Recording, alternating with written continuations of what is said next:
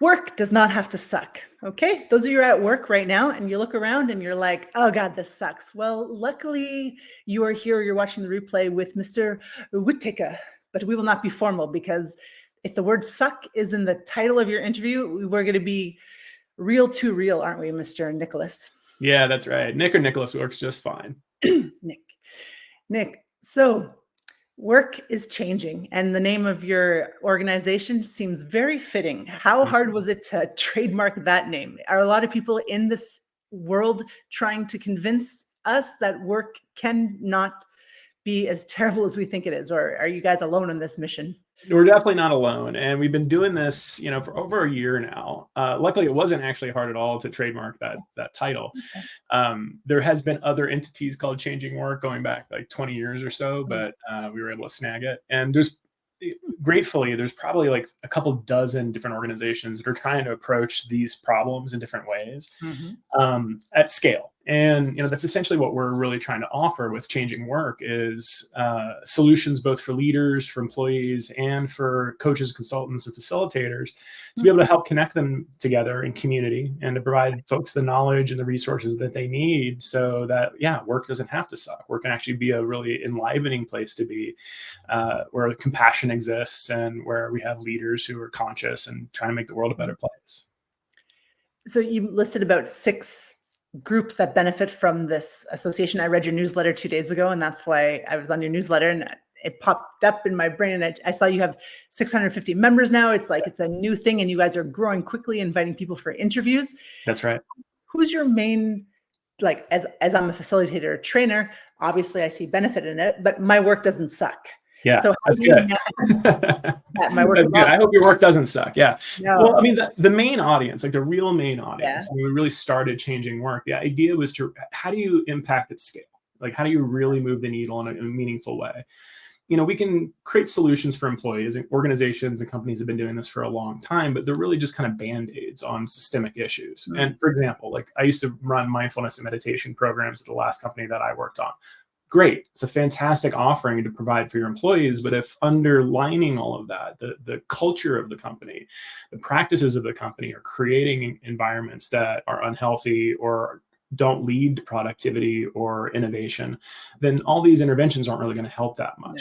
So our core audience is really leaders, particularly executive leaders, and trying to help them understand that, adopting an approach of what was often called in the past, like a triple bottom line of people, profits, as well as the environment is a much better strategy than just focusing on profits alone. That's a tall order. That's a big task. Obviously, we live in a capitalist society. The corporations that we work in and the organizations are born out of that society.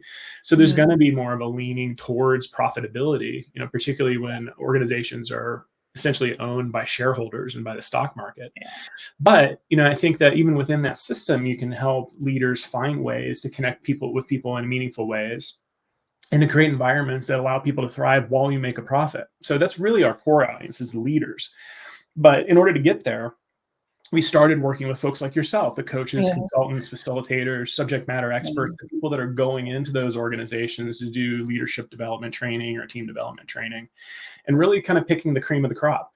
Like, what are those modalities that actually work? What actually does move the needle for folks? And then we connect the dots between them and the leaders that actually need their support. And then, of course, employees, like we're all employees in some way or another, they need support too. So those same coaches, a lot of folks that we work with, they're experts in burnout, they're experts in managing up, they're experts in owning your career. So we also wanted to create an environment where employees could come in and, if they're not comfortable sharing their challenges and difficulties within their own company, well, maybe we can create spaces where that they can, convene, they can share, they can destigmatize the experience of struggle. And then obviously they can get in touch with these coaches and consultants that can actually help them move their career forward. I like you. Yeah, it looks beautiful. It's because you're from North America, and the Change Days is a movement that started in Berlin 15 years ago. I guess you probably have never heard of it. It's the first I've heard of it. Yeah. Yeah. And so that's what it was. It was created in a similar way for facilitators to get together to talk about best practices for what they do. And we call ourselves change agents, very humbly. Yeah, that's beautiful. And So when I saw what you're doing, I'm like, oh my gosh, twinsies. Yeah, And you love guys it. are going big and fast and really beautiful, beautiful graphics. Marketing looks like you have a nice team of people and the volunteers. And it just looks like, wow, you're meeting a need and people aren't putting, oh, I have a question. People aren't putting up with anymore, but the younger people, do you Yeah. find that the younger people are like, I'm not going to work somewhere that really like sucks the life out of me? Or are you getting like the millennials or the Gen X's really on board? It's a little bit of everything. Well, just to go back for a second. So our team is a small team. It's actually only 3 of us. It's me, Okay. my co-founder Amy, and my co-founder Scott. And we are doing a lot of work, but really the volunteers that have come up out of the community are really the ones that are kind of powering a lot of Mm. what you were just mentioning in terms of the slick graphics and like, just the events Mm. and things like that we do. And I've been really, really encouraged by the amount of volunteer effort, just people that have stepped up and said, hey, I really love what you're doing. I really believe in the mission. I want to help. How do I get involved? And it's Mhm. been a cross section of folks. I mean, I'm a Gen Xer myself. There's a lot of folks of our age that are, fed up. We're hitting a certain age. It's becoming more and more difficult to find roles that are meaningful within large organizations. There's ageism as a definite thing, particularly in big tech. It's something that I encountered myself. Yeah. But both folks in our generations and also millennials and Gen Zs, I think there's this kind of land swell that's occurring right now. And I think a lot of it was born out of the pandemic. We got a taste of what a different arrangement could be, where we could prioritize our lives. We could prioritize that. Some people call it work-life balance. I don't particularly like that term, but like we can integrate our lives more effectively with work. Yeah. And all of a sudden we started getting yanked back to the office and people are like, wait, this isn't maybe exactly what I want to be doing. And I think, yeah, to your point, I think Gen Zs and millennials, I think they get it. They understand that hustle culture isn't sustainable. And, these growth at all costs type of environments that burn us down and extract all the value out of us as they possibly can without giving much in return isn't the only option. So I see more and more younger folks opting out of those environments altogether, doing entrepreneurial endeavors, or working for smaller companies. Okay, so because I'm a Canadian that's I've lived out of Canada for about 20 years, but because the European system, we Yeah. know, and we make fun of you Americans all the time, like, hey, Rightly guess how so. many weeks holiday Americans get? We make fun of you for many things, but let's say for your holiday, right? Yeah. And Europeans are like, what, like maybe 3 weeks? And I'm Yeah. like, no, 1 week. Those Yeah. suckers. And how have you guys not fought for that? How Yeah. how did that suckiness survive for the last 100 years when Germans have been taking 6 weeks, the Yeah. Spanish take 6 weeks? Like, how have you guys sucked so bad in that for so long and put up with Yeah. that? Like, this is so long overdue. Totally. Yeah. And that's just like one example. I think even more importantly, most organizations in the United States, they have this type of employment called at-will employment. And this is pretty unique in the United States. I haven't seen this as much in other countries, particularly in the UK and Europe more broadly.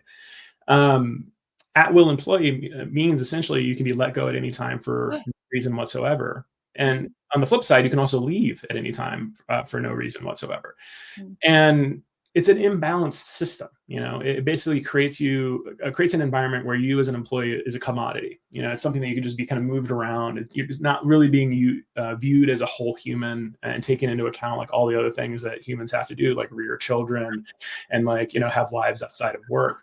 And a lot of folks that I talk to in Europe and other countries, it's like, wait a minute, what? Like you don't have labor protections. You don't have like, things that protect you from like just getting randomly laid off without, proper notice and things like that.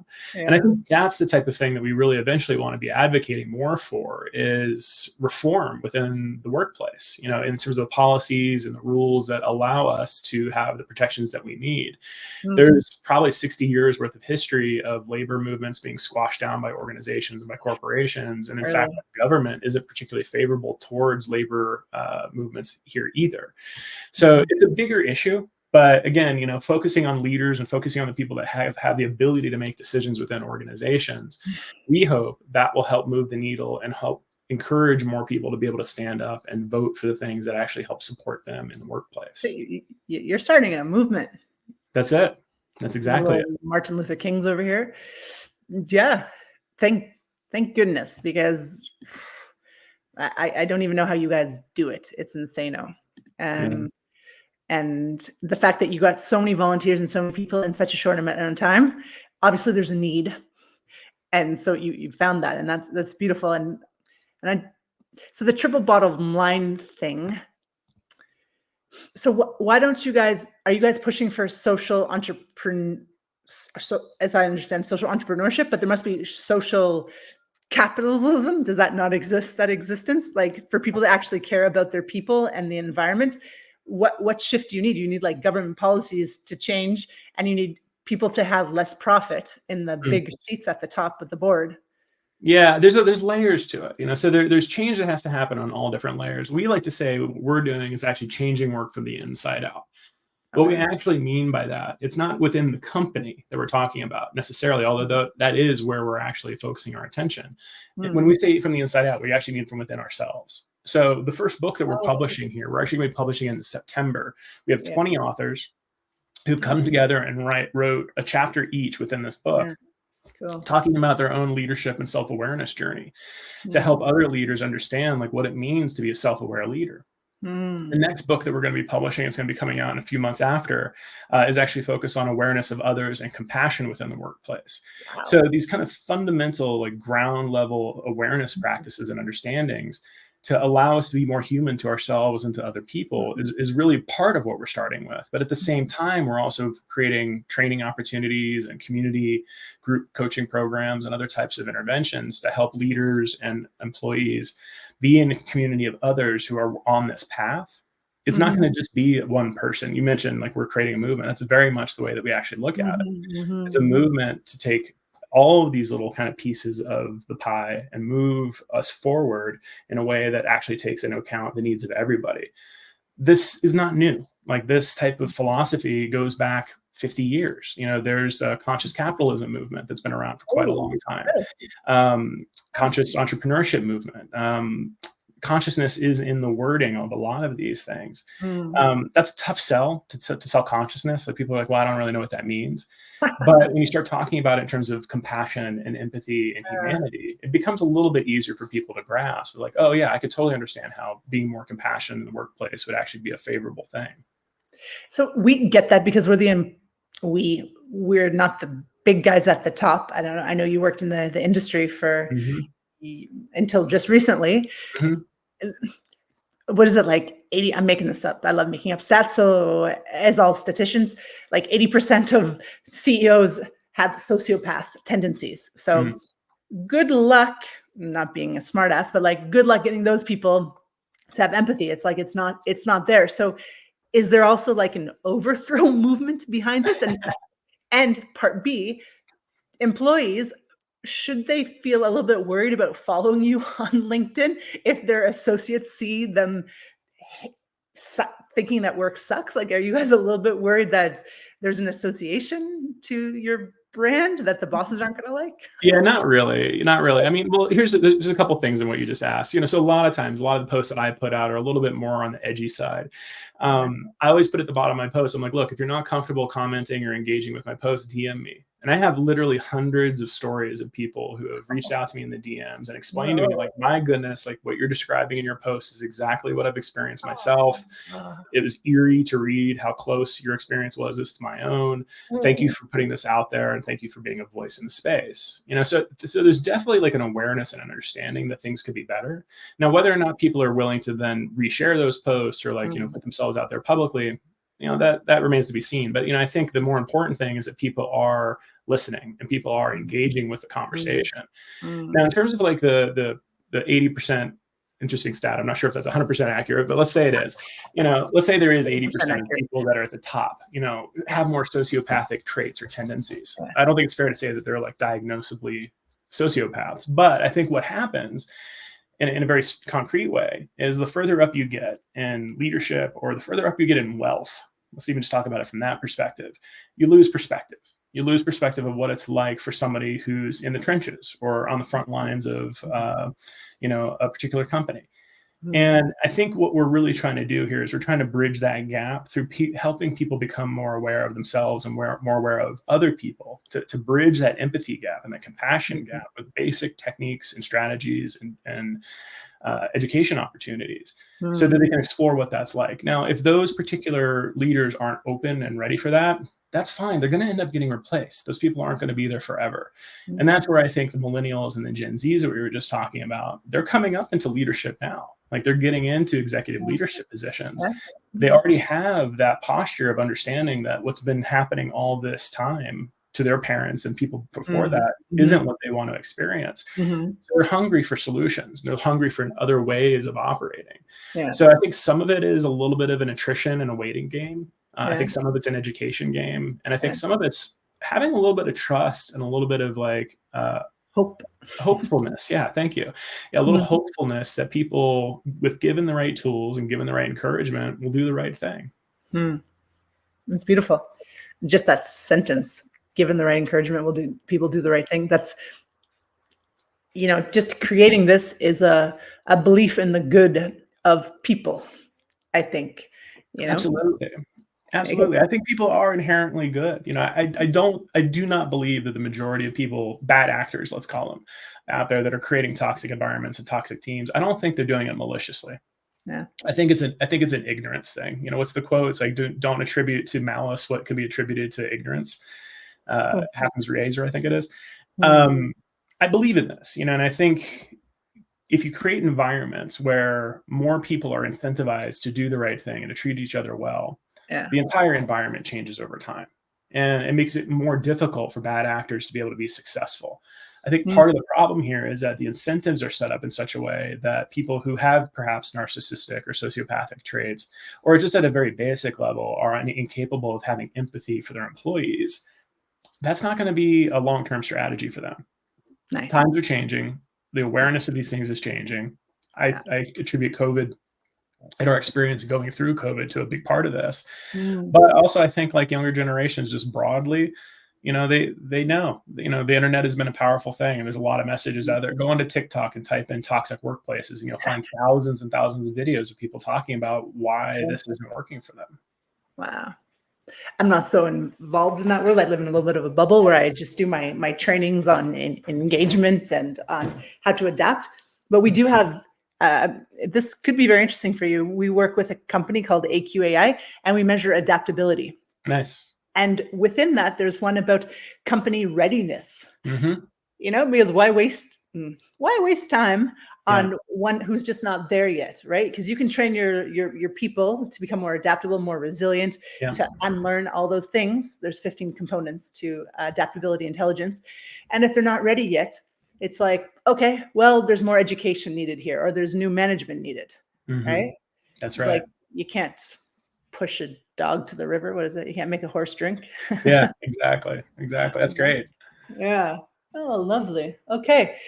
Do you guys get inspired by European socialist business policies? Like, do you guys look into your facilitators and colleagues in Europe on how we're kind of doing it over here? Yeah, absolutely. I mean, our community is worldwide. That's one of the really beautiful things about being online and having the platform that we have. Like, we have folks across the world that are helping inform, like, what's going on in your part of the world, like what is working and what is not. And I do look to, places like France or other places that have really strong labor laws. I actually think about this in terms of my own layoff experience. Like you mentioned earlier, I had been at big tech for 13 years and got laid off with the big wave of layoffs that happened back in 2023. And even just the difference between my layoff experience and the layoff experience of people in Europe was dramatically different, even within the same company. They had months and months and months of heads up and, pay and all these other things that allowed them to be able to have a softer landing because of the laws and because of the rules that are in these countries. And, it's interesting. Like, I had a prior job where I got to travel around the world and actually meet with executives in newsrooms all over the world. I got to talk to them about their workplace cultures. I got to talk to them about, like, what it's like to be an employee within those environments. And it was staggeringly different than what it's like in the United States. And unfortunately, organizations like big tech, centered in Silicon Valley, centered in, like, probably some of the worst labor practices that I've seen in the United States in the last 30 or 40 years. They're the ones that are kind of leading the charge and setting the tone for, like, what other organizations might be able to do. One example would be, roll the tape back to, like, what was 2 years ago when Twitter became X. And Elon Musk basically came in and just like wholesale like half of their, or more than that, half or more than half of their employee force. They just let them go. And then what happened was a trickle down effect to other corporations within the tech space that then kind of followed that suit. And then there's this whole wave of layoffs that happened after that. So now imagine if we were able to get in front of Elon Musk and you were able to help him understand like what a more humanistic approach to layoffs would be, or downsizing of the company might be, maybe retooling or reskilling their workforce like they do in other countries. Would that have potentially created a different domino effect with other organizations? I like to believe that it would. So I think the key with this is really, it's like drawing from the best practices around the world, drawing from these consultants and these coaches that really know what makes a difference within organizations, and help get that information in front of the people that need it the most. Yeah. Humorous question. Does capitalism have to die, or are you going to work with it? I mean, I don't think we have another option. I mean, I think, look, I would love if there was another approach that was a little less extractive as our late stage capitalism system that we're in right now. But the fact of the matter is that we're in a capitalist system. And until either monetary exchange goes away or there's some other type of system that allows us to, dive into creative pursuits and, be innovative in ways that doesn't require us to receive a paycheck to live, I think it's going to be a little difficult. So you got to work with what we have, and you have to meet people where they're at. Well, we do have an opening in the European Union since the UK jumped out. If America wants to bid for that. Yeah, let me see if I can talk to some people, see what happens. Yeah, just the great grandkids of those guys. Yeah, well, that was. I don't want to be cliche, but that was inspiring. And it's nice to hear that lots of people give a crap about suckiness at work and the word that you don't love so much, work-life balance, but just having a better life where the capitalist system isn't sucking the life out of you and families are being destroyed and we're killing ourselves. Like there's so many problems when it's only the bottom line. And I'm so glad COVID happened for that reason. Yeah. You could create an international community. Without COVID, we didn't really know how well that would work. Now we know it's easy breezy, chicken squeezy. Yeah, kind of. Thank you. My pleasure. Yeah, thank you. Okay, we'll see you around. Our Barcelona Change Days is way over in that place called Europe, that socialist land where we get 6 weeks of holiday. If any of you guys in the future want to come over, we'd be so pleased to have Changing Work a part of that. I appreciate that. Yeah, and love to stay in touch and love to make sure that we're helping each other with our respective movements. You're doing a lot of great work out there in the world. We appreciate it. Yeah, super aligned. Okay, thank you. Thank you so much. Enjoy the rest of the festival. Take care.